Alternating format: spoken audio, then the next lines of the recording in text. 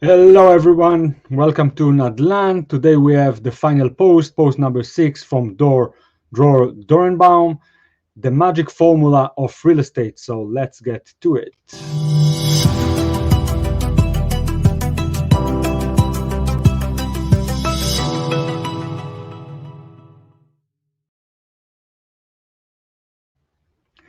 All right guys, so the magic formula of real estate.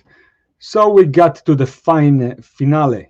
It felt like such an abbreviated travel diary. I read a lot of posts that talk about almost everything, and I thought it would be right to share mindset and not just theoretical content to bring added value. Most of you have poured compliments, and I cherish it to thank you. I've just shared a little bit of my own way and some stories that have affected that. For this post, I actually made content that interested me a lot in the past and did not find a lot of sharing on the subject, perhaps because of the sensitivity threshold or simply because there is no right and wrong. But there is best practice, which has succeeded for many others and may succeed for us as well. And I'm talking about a partnership or its common jargon in the real estate world, joint venture and short for JV. Naturally, the idea of working in a team always sounds good because there are a lot of advantages to teamwork that everyone knows, so I thought I'd look into case studies and analyze them in a way that I understand how to do it badly and how to do it well. To my surprise, I discovered that the vast majority of JV real estate transactions are done in the worst possible way and therefore most have failed. The basic idea of the joint venture of the JV framework is to make a transaction through at least one additional partner who brings something to the table that will make the deal more profitable. Simple, right? So how come so many people are doing it wrong? In order to understand what is less working and what is more, it is necessary to define what each real estate transaction consists of. And it is built in a total of 4 components, sometimes just 3 of them. Number 1, the transaction, locating the transaction itself, the property, and the contact. Number 2, the project manager, the one who manages the entire purchase, improvement, construction, rental, sale, administration process via all parties and working with all suppliers and partners throughout the life of the project. Number 3, e-cash, nothing to expend, cash. Number 4, the financing, long or short term, bank or non-bank financing capability. And now for the starting assumptions. If there is no deal itself, there is no profit or loss. If there is no one to run the show, the deal will remain in just a spreadsheet. If there is no cash, even 99% financing will not help, and 100% non-existent bank, there's no bank that's going to give 100%. If there is no financing, the return on capital (ROI) has sometimes dropped significantly to the point of impossibility, but it is still possible to make transaction without financing using only cash and make a profit. So this is the only component without which is a successful transaction can still take place. So far, it sounds pretty logical.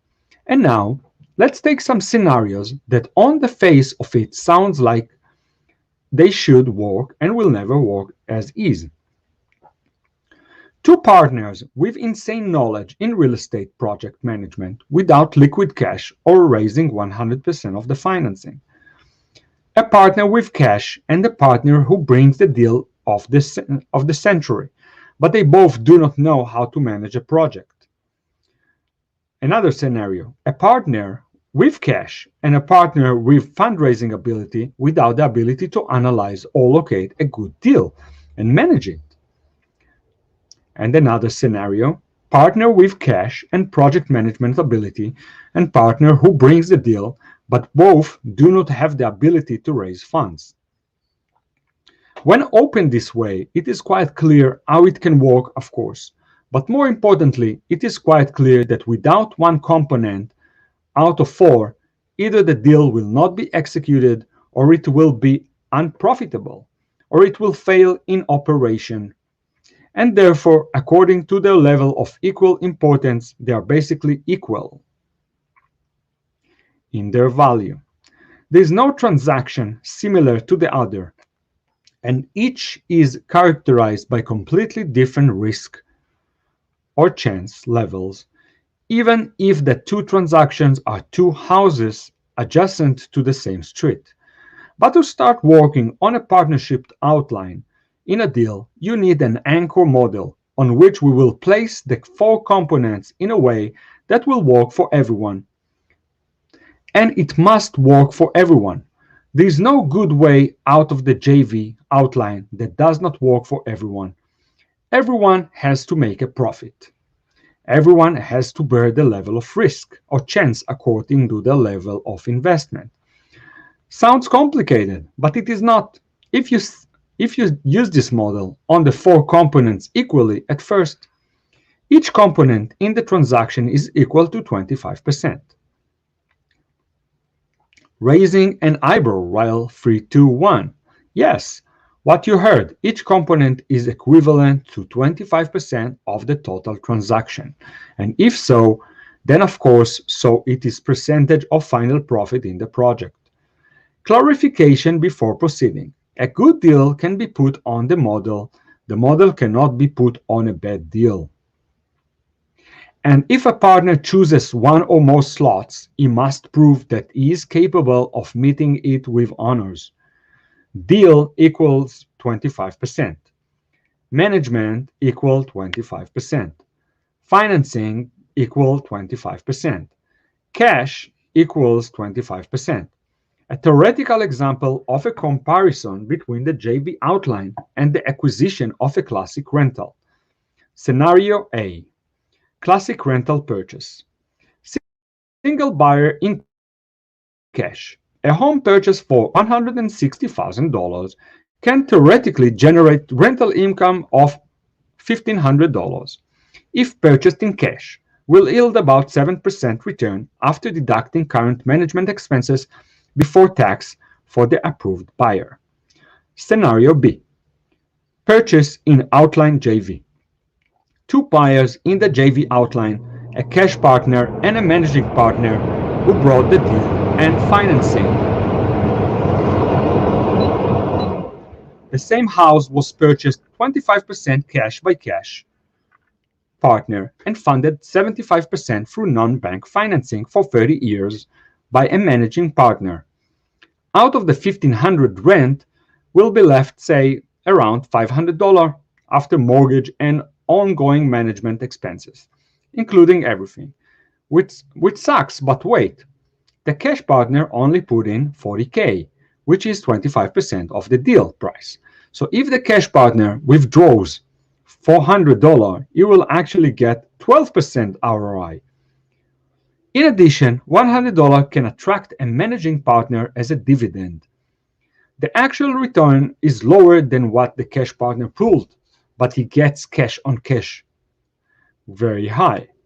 At the end of 2 years in the sale of the house, the loan is covered. The equity of the cash partner returns to it, received 12% return for 2 years, and after the sale, what is left of the profit, the partners divide according to the initial investment percentage. The financing managed the project from start to finish. Purchased, improvement, management, and sale will receive 75% of the final profit, and the cash partner will receive 25% of the profit, plus return during the rental period. Reservation and basic assumptions. Number 1. Unexpected risk and expenses in the property also exist in an ordinary transaction regardless of the outline. Number 2. Unexpected impairments can be minimized through smart buying in the right area and below the market price to produce a hedging margin. Number 3. A managing partner does not make a profit in the immediate term, but neither does he invest equity. Number 4. The cash partner receives the high return on investment ROI that translates into a return and is like a babysitter for the asset that is of interest. Number 5. The project has a beginning and an end. It's required, but can be duplicated several times. Number 6. If there were additional expenses during the life of the project, the cash partner pays and increases the investment or profit percentage accordingly. Number 7. Do not share the management slot between two partners. Number 8. The model works great on a good deal. A deal will not become good if you saw the model, if you force the model on it. It's a lot to digest, and where it does not work, it should not happen. It usually happens if the transaction does not have either cash flow or equity, one of which must be. The basis of the model, in my eyes, resets on strong principles that property serve all parties and the parties benefit if they have supplied the goods in their box. So here I uncovered my magic formula for a partnership outline, and with a hand on my heart, hoping that a lot will be adopted, because it's better to know experience and old than me. It also serves as a crazy growth engine and is very suitable for extremely difficult market conditions. If applied correctly, it just works fine. Currently, I and advocate Itai Aaron are friends and partners in an advisory company, and we acquire active entrepreneurs in the amazing Dallas, Texas, which so far has only graced us, surrounded by good people and a team of lunatics running with us like a cruiser on a mission. I was happy to share from my short journey diary. It was just as weird and fun. Anyone who wants to consult, share, or talk is welcome to call me at 052-314-8148. JV, who can also advise on legal matters, JV agreements, contractor agreements, contracts, and other vegetables. You are invited to join our WhatsApp group. Those who want to visit our site and learn a little more about us can join us, dna-investors.com, or the YouTube channel, or on Facebook. You're usually welcome to like or what usually do there. Thank you very much. All right. Thank you very much, Dror, for a fantastic week. And we really thank you for doing this and helping our entrepreneurs learn more about real estate investing. We are Nadlan. If you have any questions, place them here below in the comments. We would appreciate if you like the video, if you join our channel, if you subscribe.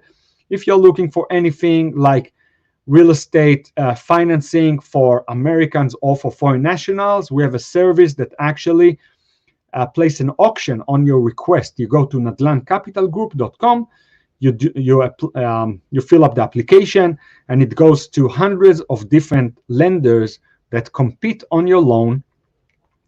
And you also have a personal guidance in the process. We also have courses and mentoring and deal analysis service. And you're more than welcome to ask us any question relating to USA real estate entrepreneurship. And we're going to see you in the next video. Thank you for being here.